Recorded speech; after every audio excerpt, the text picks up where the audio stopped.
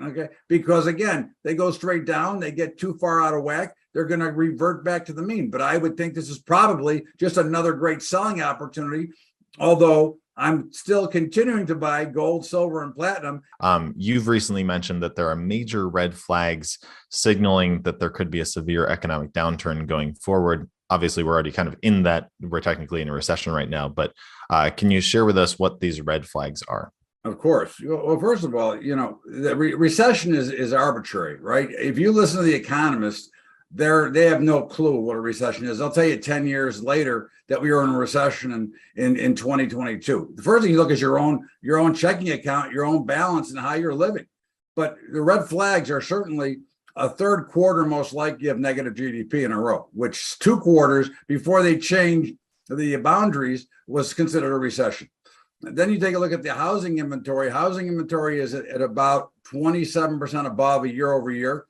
Listings are down about 20% year over year. Interest rates are going through the sky. Okay. In fact, like in Las Vegas, in one of my homes, if you want to buy a new home construction there, you've got to be able to qualify for a 7.5% mortgage. So we're no longer in the house flipping business. We're now in real, you want to buy something, you really got to buy it. But, people think that, well, my house is worth less now. It's really not worth less because it's all about money. I think the banks are in trouble. I think they're well over leveraged. As much as they want to promise me and tell me that they've been through the audit and everything's good, we've heard this music before. And then you got inflation, you're going to have a food shortage. I mean, there's so many issues down the road that could be cured, but unfortunately, the current administration does not want to cure them. Now, when it comes to what is happening, you mentioned how with the housing market, you've also stated that we could really see a repeat of what happened in 2008. Is that really your view that we could see a severe downturn just like that? I mean, the 2008 crisis almost completely collapsed the economy. I think it's going to be worse than 2008. I think, and not only that, but I think that when you look at the current administration, I think it's not being done intentionally. Okay. So that though those are the issues that I have a concern about is, if you look at what's going on, we could fix the economy in 10 minutes, right? We could go back to pumping oil, fracking and shale producing. Okay. And if we went back to bringing oil out of the ground, okay, which would not change the carbon footprint for everybody who's in this climate change stuff, it would not change the carbon footprint whatsoever, but it would drop the price back down, by 50% or 60% back where it belongs, which then could stimulate the economy. You've got a Federal Reserve trying to hike rates into a slowing economy to begin with. That's never a good mixture, which is why the Fed is so far behind the curve.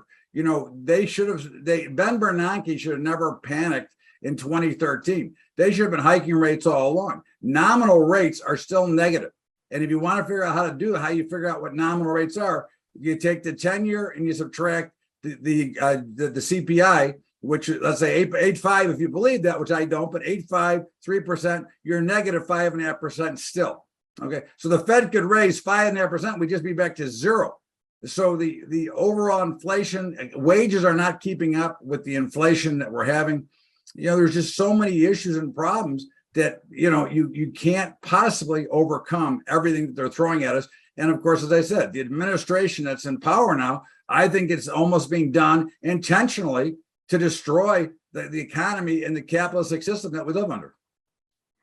It is very interesting how, a lot of these events right now are having a very negative impact on the economy. If we look, for example, at the sanctions for Russia, we've had Bob Moriarty on, and he's pointed out how it seems like it's hurt everyone except for Russia, these sanctions.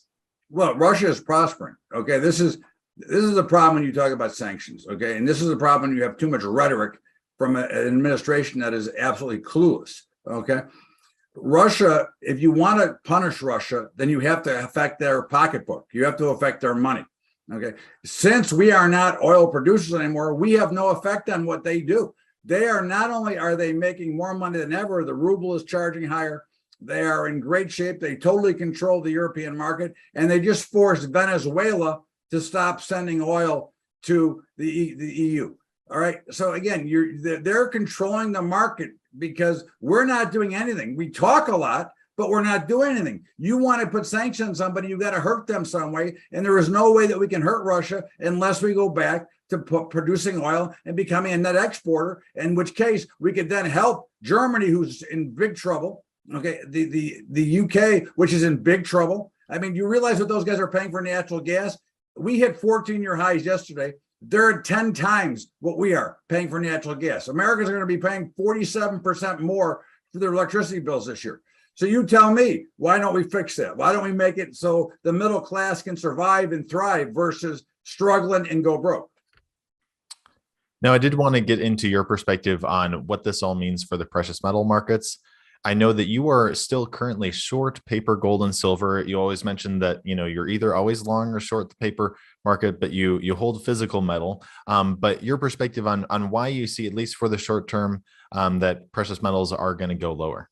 Well, I mean, again, the dollar is really strong. Now, I am not an advocate of the dollar strength being bad for commodities, which gold is a hard asset commodity, but it is. That's the interpretation of the street, right? A higher dollar makes commodities cheaper.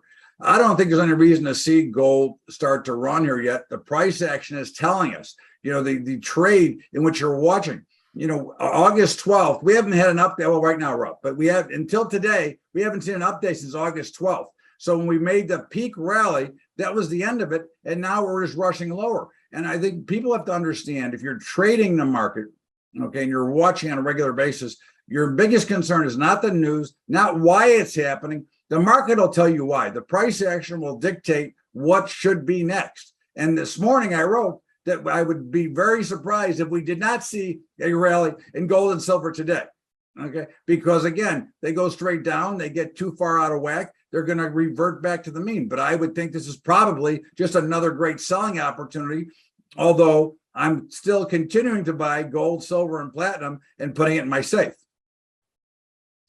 Now, we do have a question from Jason here, and he's wanting to know about the US dollar and its connection to the gold price, as you did mention there. The question is there really any tangible correlation between the dollar strength and gold price, or is that the story to cover derivative suppression of the spot price? It's interesting. The correlation in which we've all been taught under this ridiculous Keynesian economy theory, okay, is that a strong dollar is bad for commodities because it's bad for export. Now, obviously, we're not worried about exporting gold because it's not a soft commodity, but it still is a hard asset commodity. And it brings the price down because of the dollars it takes. You put together into that equation the fraudulent fiat currency system that we live under. It's not just here. All of the fiat currencies are a fraud. Okay. The minute they took backing out of them and let the central banks have a free run and a free roll, all they're really doing is taxing the world with, they say taxation without representation. That's what you're seeing. And that's what's creating this massive inflation, because they're able to manipulate the dollars. Okay. And actually the US dollar looks strong, but it buys a lot less than it bought 3 weeks ago. Okay. So again, it's like an artificial self-fulfilling type prophecy. And I think that the correlations always apply out eventually, but I don't think at this moment, right now, that gold is rallying because the dollar is falling a little bit today. The dollar is still at 108, which is at extremely high levels for where it has been.